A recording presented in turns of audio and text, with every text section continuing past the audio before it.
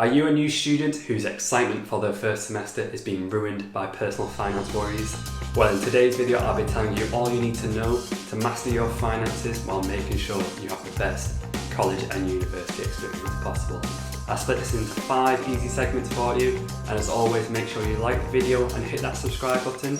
Now let's get into it.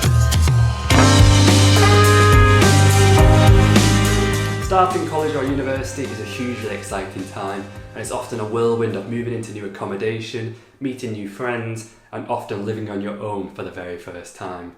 While personal finance and looking after your money may not be the forefront of your attention, understanding how to navigate your finances is a skill that will set yourself apart from your peers and serve you for a lifetime. But before we leap into the specifics, let's establish a solid groundwork and some non-negotiable skills you need to learn. The first skill that you need to master is the art of budgeting. Think of a finance budget as a compass that helps you navigate your student journey. Begin by outlining your income sources, be it part-time work, parental support, or financial loans and grants. Then meticulously categorize your expenses into 2 columns. The first column being necessities, like rent and groceries, and the second column being discretionary spending. Things such as entertainment, sports activities, and nights out with your new friends. This compass will help you paint a clear picture of where your money is flowing to, and will help you not go broke midway through your first semester. Now let's talk about having a financial safety net.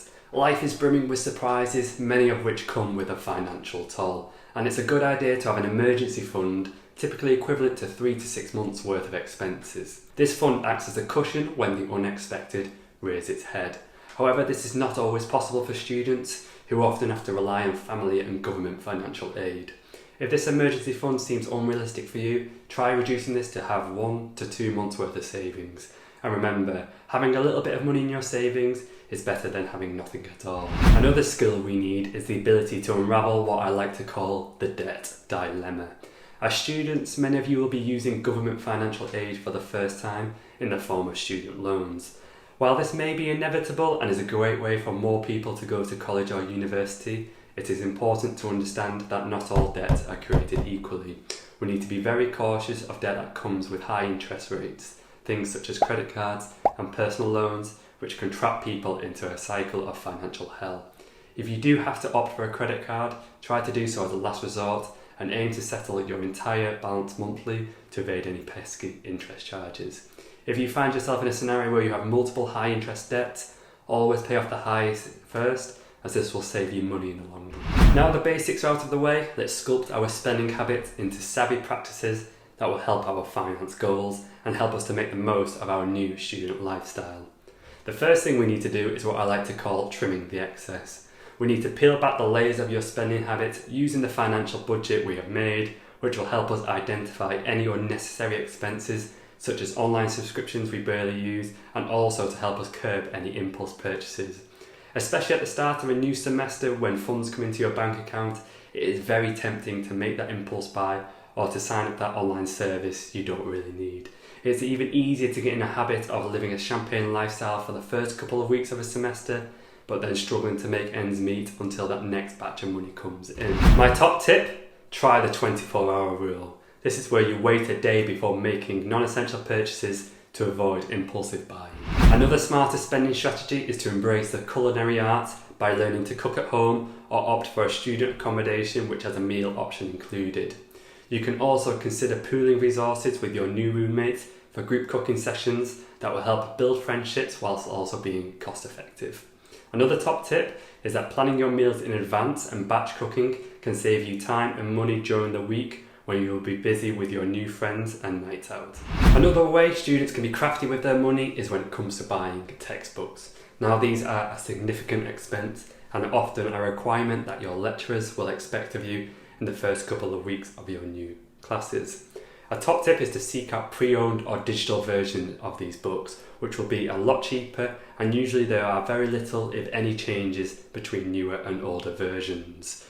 Make sure you're also checking online marketplaces and student forums for textbook deals and swaps. Your college or university library might also have a copy which you can rent for free, but you better be quick, as usually they will not have enough copies for everyone in the class. Now let's broaden our financial scope and think about how we can increase our income while living our student lifestyle. One great way of doing this is by harnessing on-campus opportunities.